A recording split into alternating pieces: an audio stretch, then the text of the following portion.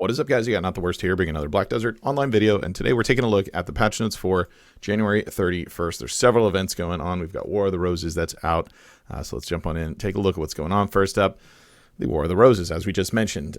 So we've got a little dev note, several kind of explanations on this. This is a very large-scale type of content that happens every 2 weeks on Sunday evening, so kind of check out the details here of how that sort of works. Give you just a brief overview. There's pages and pages on this if you want to get into depth. The link is in the description for that. So a new form of conquest war begins this coming month day, Sunday. Interesting way to phrase that, the War of the Roses. We'd like to thank all our adventurers for their support and patience. Being a large-scale PvP content, we'll keep a close eye on the preseason, applying fixes and making adjustments with haste where needed. So there's two factions that are set up. You do have a little quest to get titles for them, so you can set yourself whether you're going to be white or black rose blooms for which faction you're participating for. There are going to be functionally guild/alliances that set up. They're the leading captains guild, up to 200 per faction, or excuse me, up to 100 per faction for each of those. And then there's the Third Legion is what it's called, which has an additional 200 per faction. So if you're not in the alliance for the leading guild captain team, you can apply to be in the Third Legion. On there, again, 200 per faction, so an additional 400 people being allowed to participate. There's objectives to obtain as far as like DPSing mobs and that sort of thing to overtake these little zones that can apply different buffs, that sort of thing. As far as actually getting into it, there's a priority base for it that states if you, let's say, apply for this round coming up and you don't get into the Third Legion, then you will have a higher priority than somebody who did participate the week prior. So you get a little bit better shot at actually participating in there to hopefully have more people available to do it. It does require 680 or higher gear score. The game factors that number based on your highest of either your main hand or awakening AP, and then plus your DP, and then calculates that. If that number comes out to 680 or higher, you can apply. If it does not, then you cannot. So there's that. As far as like the scheduling for it, like I said, it happens on Sundays. The setup for applying for who's going to be the guild that's for it, which is then randomly selected, and who's in Third Legion once you apply for a Third Legion on it, randomly selected again, but based on that priority listing of if you were in the previous one or not. The actual event takes place, these numbers are 6 p.m. Eastern, and it lasts until 8 p.m. Eastern time. Obviously use these for your zone. Looks like EU, we have 1700 to 1900 CET, and NA is 1500 to 1700 PST. So there you go. I gave it to you in Eastern time, so there's that. Rewards from this are actually pretty decent from it, to say the least. You get several hundreds of billions of silver. It was a little bit confusing when I first looked at the chart for how it was. Apparently, the rewards for this preseason are slightly different than what's going to be in the future. Boy, I thought the rewards were higher up. I wasn't lying about there being a ton of pages on this.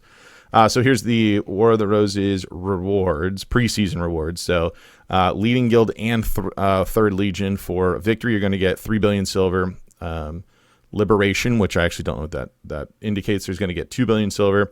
And defeat, if you lose on it, you will get 1.5 billion silver. Once the seasons roll out, whenever that's going to be, it actually splits it up so that the leading guild's going to get 6 billion silver. You also get victory reward chest, and then the Third Legion just flat out gets less by half.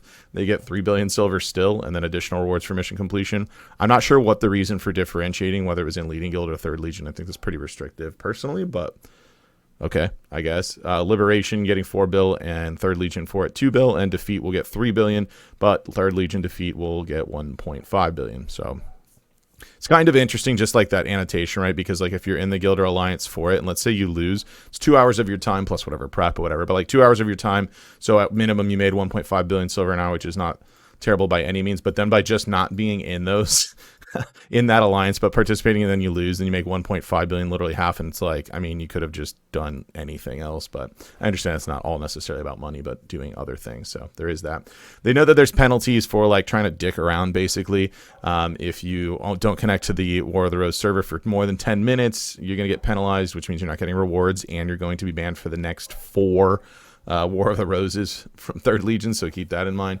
If you have no character movement, trying to AFK for 10 minutes, you'll get a penalty. And if you move out of the war area for 10 minutes or 10 times total, you'll get that penalty as well. So it's basically like, hey man, you're not going to be playing. Plus the leaders of it will get to see who's dicking around with that sort of thing. So if you want to be a jabroni and just mess with everybody else, you can, but you won't be able to do it very often. It'll be one every 4 cycles, which is like 8 weeks. So have fun with that. So there's your War of the Roses. Quick synopsis again, link in the description if you want to check out the full details on it. We're going to head on over into events and see what we got going on. First of all, you're going to see these 33 things across the board. It is the celebration for, what is the 33? Some sort of 33 something celebration. I don't know. But they're giving out Cronstones in the first one. One of these explains it. I literally read it. I just 100% forget what the denomination for the 33 thing was. But you log in, they're just going to straight up give you Cronstones. This one's kind of interesting. You're going to see an additional Dark Rift boss. You talk to Igor, Bartali, and Velia. Then you have a Dark Rift Golden Treasure boss, and you go and defeat that real quick, and you just literally attack it, and it's whatever. And you will get a special event 33 day cake. Is that what it is? It's been 3,333 days since Black Desert. That must be it. Anyways, it gives a bunch of buffs. There's a 33% item drop buff on that cake as well. Lasts for 24 hours. To note, it has 3 durability as well. You'll also get some enhancement materials, 33 of each, when you kill the treasure chest out of that special Dark Rift boss as well. Here to celebrate 33 days of adventure. There's a gathering item that you see. It's actually fairly common. I don't gather much, and I spent like 2 minutes doing it and got a couple. This 33 year wild ginseng has those same buffs that you saw in that cake also applied. So if you're trying to get more drop rate or you want some XP bonuses, those you can get by just gathering real quickly. And alternatively, if you want to sell it, you can. There's also a coupon code, which is literally just all 3s that you can punch in, and it's going to give you this special little earring like you see in the picture there. 33 loyalties, enhancement help kit 3, and one of those wild ginsengs to start off with right out of the gate. We've got enjoy 33 day with 330% off. I'm getting really tired of saying 3. I'm not even joking. So anyways, it's that boost to combat and skill XP, and then a 33% item drop rate just worldwide on that. So that's going to be helping you assist get to your 300% alongside those wild ginsengs, or if you want to use the cake buff with it, whatever you want to do, that is only for 1 week. So keep that in mind. We've got login rewards are refreshed, but along with that, we also have some special login rewards for the next couple of weeks that are going along with it. And then the last one is we have a special silver shop thing that's going to be each day. You'll see right now you can log in and get some Cronstones for 33 silver, and then each day there's going to be an additional item added so that you get more free stuff each day during this amazing 33 event. So all right, moving on into content updates. The chat like thing was reset because that's what everyone cares, but crystals were now changed in 2 forms. So there was a simplification of life crystals and vital crystals that used to be divided into each life skill. So as you can see from their handy dandy chart here, those were just consolidated into a single crystal, no longer needing the individual ones that matter for each one. They did reimburse you for any of this the previous crystals that you had that are on there. So those are deleted and converted into silver. So they would have sent you that silver into your central market warehouse. And they also deleted some mostly not used crystals, although some of these were. But these were deleted from the game. The idea was to kind of just make it less robust in how many different crystals there are, and a ton of ones that just like straight up don't get used. So we've got that there. We get some buff to the history version of crystals, that picking up additional stamina just to kind of move along with power creep throughout the game. Dim magic crystals were changed so that the life one is consolidated, but the XP one is gone entirely. So there's that also. And then were some changes to crystal grades for infinity ones, like the critical hit. As you can see, they were changed to yellow grade now. They no longer can be made through alchemy since they are yellow grade, and instead what they've implemented is some world bosses can drop these lackluster crystal fragments, and when you open those, you can get crystal of infinities out of those. So they won't be alchemy anymore. They're just going to be world bosses, hopefully incentivizing world boss, but I doubt it.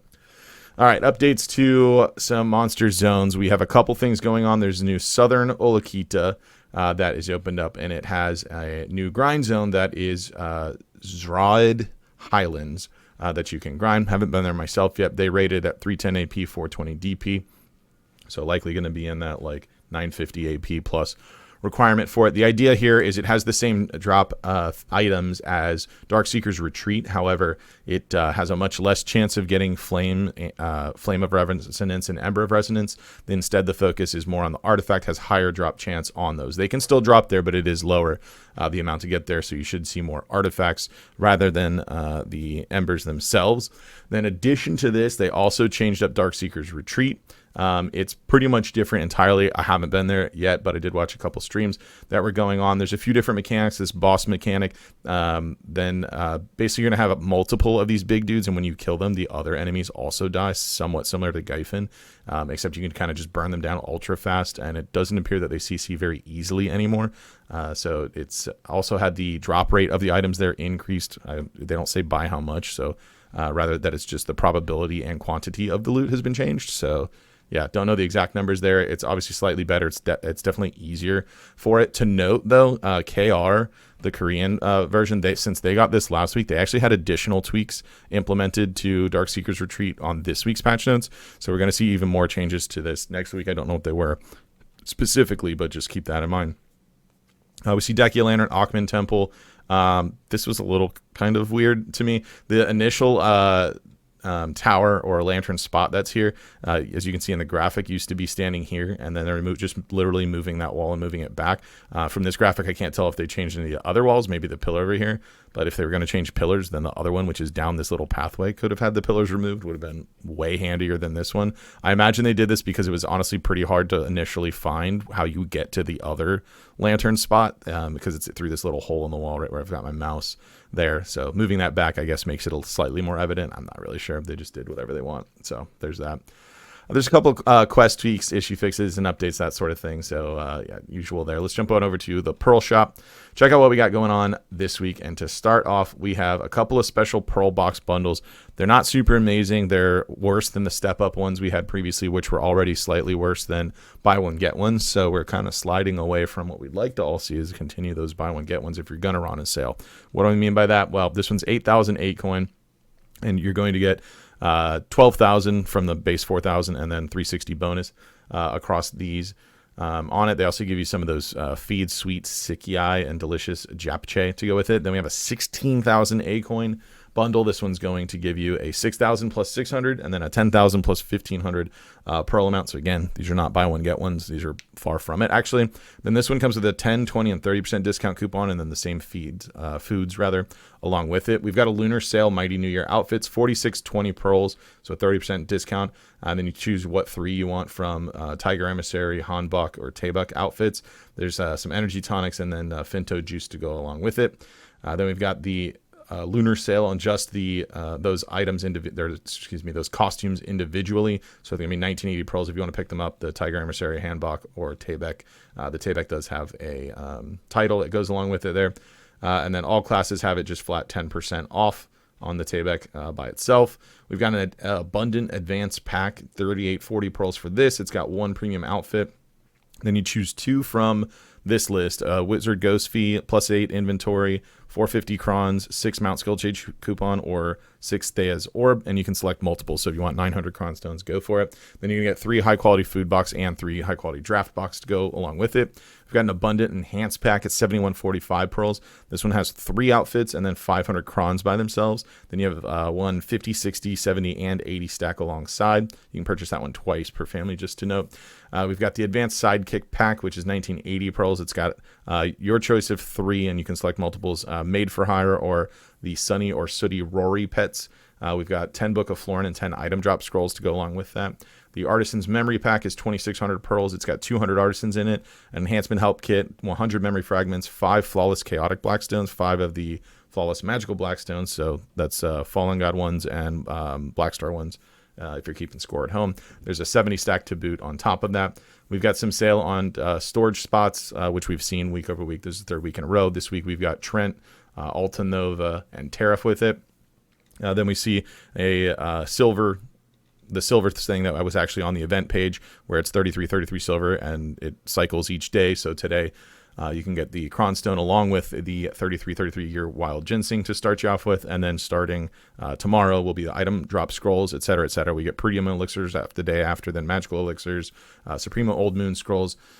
Advice of Ox 33 stack, that one's kind of whatever. And then 33 more Cron Stones, then 3 Old Moon Fortune Scrolls, then 3 Energy Bottles, then 3 Premium Elixir boxes. There's also some storage and stable expansions available. Velendir and having the storage expansion or the stable expansion available on the sale. And then the weekly outfit on sale this week is the Hemomancer Sork set. It's at 3060 pearls. I would say you can maybe try and pre-order that to get you some crons, but to be honest with you, on every server, including NA, there's just not a lot of people selling costumes at all. They're insanely difficult to now get. So must be what it feels like to play on EU. There you have it for this week's patch notes and Pearl Shop. And let me know what you guys think about what's going on in the comments down below. If you did enjoy the video, be sure to like it. If you're new to the channel, be sure to subscribe so you get notifications when new videos go live. And if you'd like to catch me playing live, there's a link to my Twitch page in the description down below. Jump on over there, drop a follow so you get notifications for that as well. With that said, that's going to be it for this one. I want to thank everybody for watching, and I will see you next time.